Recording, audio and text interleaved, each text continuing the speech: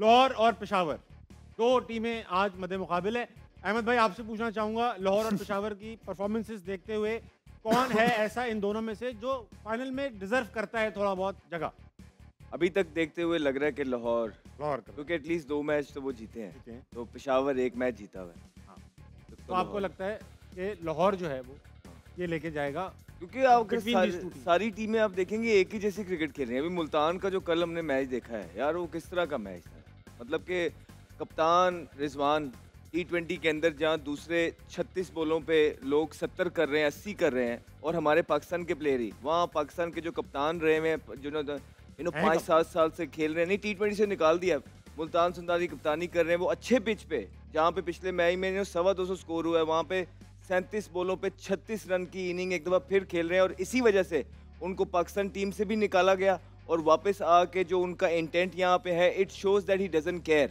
It shows के नहीं, ऐसा नहीं हो सकता कि मुझे एक चीज़ कह के निकाला गया हो कि हाँ यार हमें ओपनर्स इस तरह चाहिए कि जो 200-180 के स्ट्राइक रेट से खेलें, और उसके बाद आके मेरा इंटेंट ये हो, या तो ना इंसान मार रहा हो ना लगे, इट्स अ डिफरेंट स्टोरी कि हाँ समझ आती है। अच्छे पिच पे यार आप यूं खेल रहे हो, इट शोज़ के ही स्टबन, कहीं ना कहीं बिल्कुल वो कहते हैं उनको अभी भी मानना है कि यही तरीका है माई वे और हाईवे, विच इज़ रॉन्ग। और जिसके बाद पोस्ट मैच सेरेमनी में आके ये लोग बोलते हैं कि अभी 20 to 25 रन शॉर्ट, तो भाई आप ही पावर प्ले में आपने 24-28 बॉल खेले हैं, बनाने थे स्कोर। तो ये वजह है कि आपकी PSL का जो स्टैंडर्ड है वो नीचे जा रहा है, बिकॉज वो क्वालिटी क्रिकेट कई टीम्स प्रोड्यूस नहीं कर रही हैं जो कि एक लीग क्रिकेट में इन पिचेस पे होनी चाहिए। अच्छा, ये बताइए कि मोहम्मद रिजवान को आपको यकीन है यही कह के निकाला है कि आप स्लो खेलते हैं, इसलिए ये किसने कहा? जी ऑब्वियसली आप आकिब जावेद की भी जब बात सुनेंगे, और आप मोहम्मद यूसुफ साहब भी टीवी पे बैठे हैं, बैटिंग कोच है, आप उनकी बात सुनेंगे तो उन्होंने कैटेगोरिकली यही बोला है कि यार हम 1 से 6 और 6 से 13 ओवर में लैग करते हैं, यही 2 साल से चीज़ें चल रही हैं हमारी, 2-2.5 साल से। और उसके बाद अभी रीसेंट क्लिप था मोहम्मद यूसुफ साहब का जो बैटिंग कोच है, वो कह रहे हैं कि हमें टॉप ऑर्डर पे जो बल्लेबाज हैं वो एटलीस्ट 200 के स्ट्राइक रेट वाले चाहिए, इसलिए इनको एक्स किया गया ना।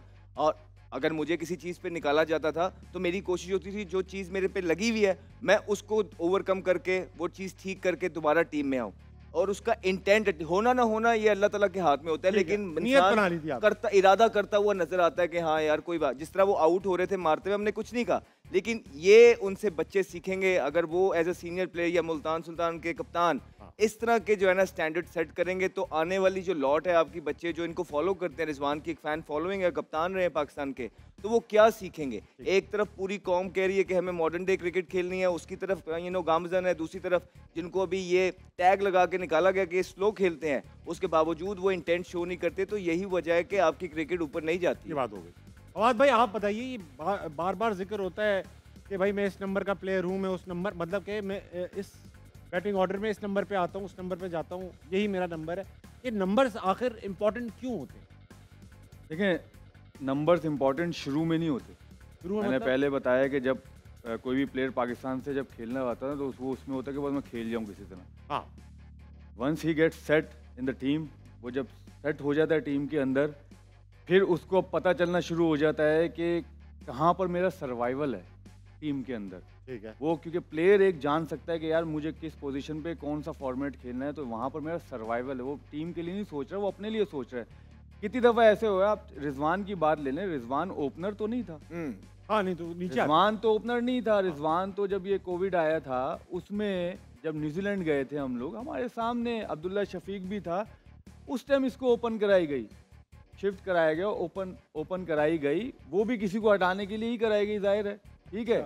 तो रिजवान उस टाइम ओपन आया, उसमें उसने रन किए, ठीक है, तो वो फिर इस तरह ओपन करना शुरू हो गया था। अदरवाइज उसकी तो टीम में उस टाइम जगह नहीं बनती थी, उसको ज़बरदस्ती सेट किया गया, जब जाके वो सेट हुए। अगर अब आप यार परफॉर्मेंस की मैंने क्या कहा, बाबर की, रिजवान की, अभी तक जितने तीनों फॉर्मेट में जितनी परफॉर्मेंसेस है ना, वो किसी की भी नहीं है फिलहाल। हाँ, तो फिर शिकायत क्या है? मैं खुद कहता हूँ, देखिए इंडिविजुअल परफॉर्मेंस यहाँ पर है, हाँ, लेकिन as a team performance nothing, we got nothing ना। इसका दो हम मतलब कुछ नहीं, हमारे पास कुछ, देखिए ताज भाई हमारे पास कुछ नहीं है, टू बी वेरी फ्रैंक। हमारे पास कोई वर्ल्ड कप नहीं आता, हमारे पास कोई सीरीज की ट्रॉफियां नहीं आ रही जो हम बाहर जाते हैं। हमारे घर में जो आता है उस टाइम हम टेस्ट टीम से, वेस्ट इंडीज जैसी टेस्ट टीम से यार हम लोग हार गए, जिसके पता नहीं कितने तो डेब्यू थे, आप क्या बात करें, बांग्लादेश आती है वो हमें मार के चली जाती है। अग्री कर गया तो हूं। बात ये नहीं, आपने पूछा ना, तो फिर प्रॉब्लम क्या है? मैंने एज अ टीम हाँ। आपको फिर प्रॉब्लम नहीं, फिर जैसे आप सवाल करेंगे फिर जवाब भी तो सुनना पड़ेगा हाँ। ना फिर